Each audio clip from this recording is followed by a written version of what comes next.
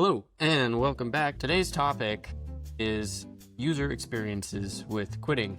I get a lot of comments and a lot of them are fantastic. I got this comment from Max Taser 2000 and there's just a lot going on. There's just a lot of conflicting themes. So we're just going to get straight into it. I'm going to read some of the comments that stood out to me the most. I'm going to give my personal feedback and advice when there are questions.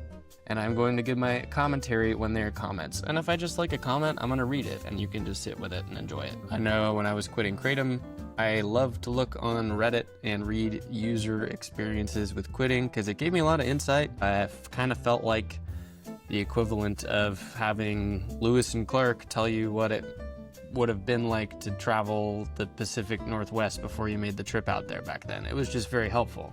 You know what you're running into. Let's start with the first comment, and this comes in from Michelle. I don't know where Michelle is, but I assume that she's somewhere on planet Earth.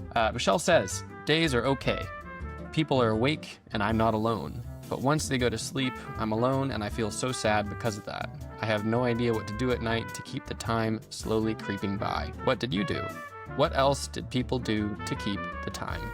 So, this is something that I encountered. Time can feel like it is crawling by, especially at night.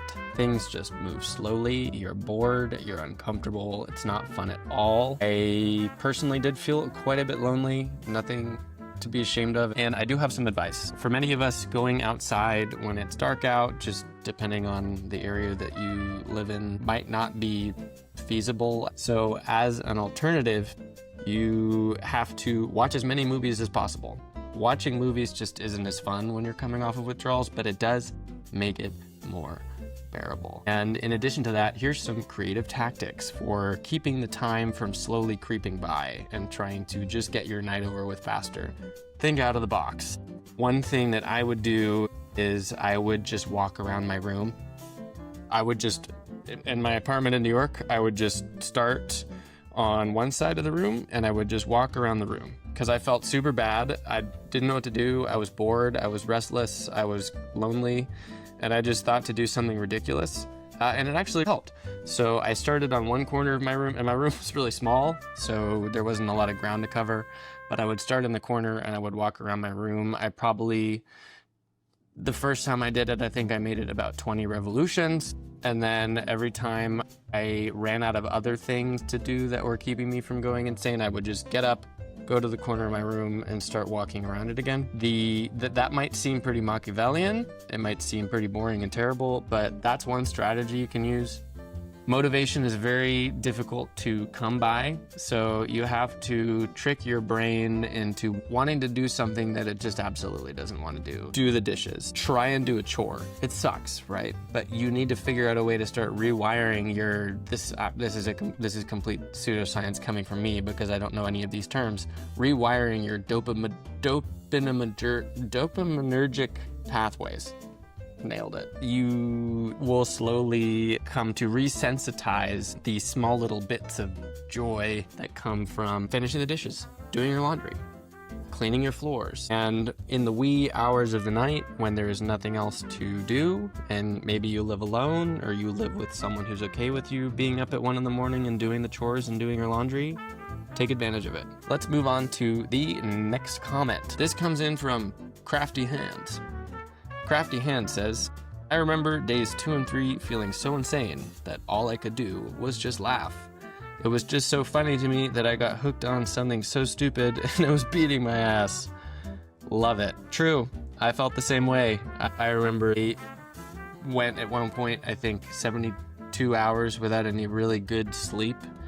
And I was doing daytime activities in the middle of the night, like paying bills at 3 a.m. and going to the 24-hour fitness at 2 a.m. and it just felt so wrong. And I remember leaving for the gym at 2 a.m. and I just cracked up in the mirror and that felt good. It also felt really bad. Let's move on to the next comment. This was in response to one of my videos. Katie said, what this isn't her ion. You know, I know that a lot of women can't lay claim to positively or negatively charged ions.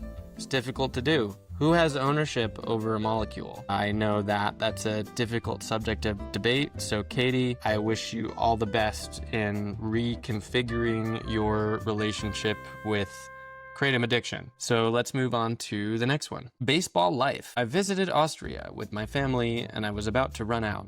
I rented a car and drove 8-hour round trip to Vienna to find some. I lost a whole day with my family. And that isn't even the worst of my experience. Extremely relatable and something that I saw come up in my own experience with kratom and with many others. When you have a relationship with kratom, especially an addictive one, you will sacrifice very important elements of your life in order to feed your addiction. There were many moments of my relationship with kratom where I didn't go on vacations, I didn't leave the country, and I missed out on lots of enriching experiences because I knew that if I did leave, my kratom supply would have been jeopardized. And I think that just sucks. That's a silly way to live. I don't think about kratom at all anymore. I can leave my house, climb a mountain for 6 hours. It's not something I do regularly, but I could, and I wouldn't think about kratom at all. And I'd be comfortable leaving to climb the mountain because there's nothing tying me back. There's no silly addiction. So to baseball life, I hope that you've now spent a lot more time, or you have a lot more time to invest in baseball, because it seems like that's something that you're probably interested in. And I am hoping that a lot of others can draw parallels to their story. Let's move on to the next. Grizz Bear. 3 years, 40 to 50 grams per day. This stuff ruined me physically and mentally. I couldn't right for 2 years.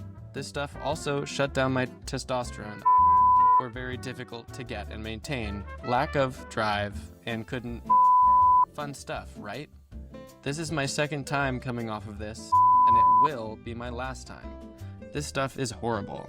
3 weeks off of it. Grizz Bear, I get it. It's absolutely true. One of the worst parts of kratom for me was the constipation. A lot of my other videos I've talked about it, and please leave a comment if that was also an issue for you. But one of the ways I explained it in one of my other videos was that taking a dump should be nice.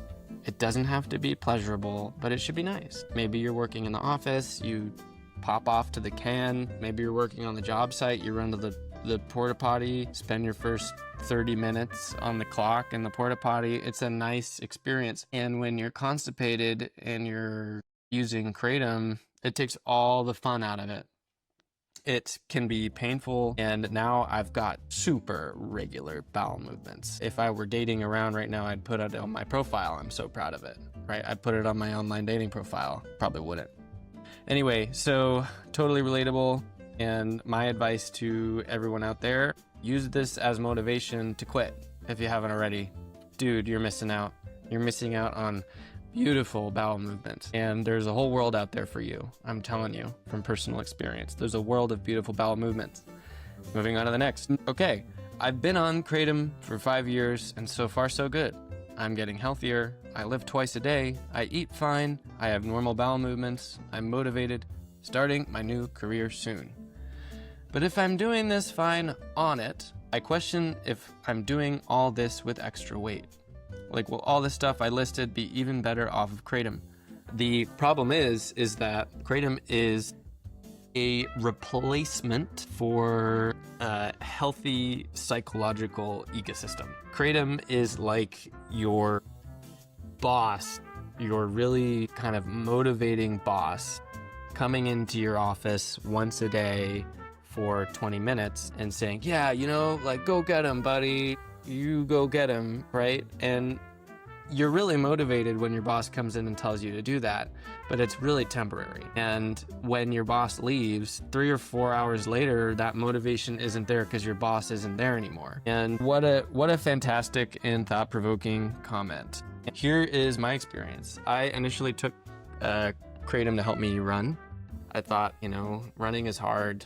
I need some motivation to be healthier. And I read online that kratom could help. For the first run or two, it did.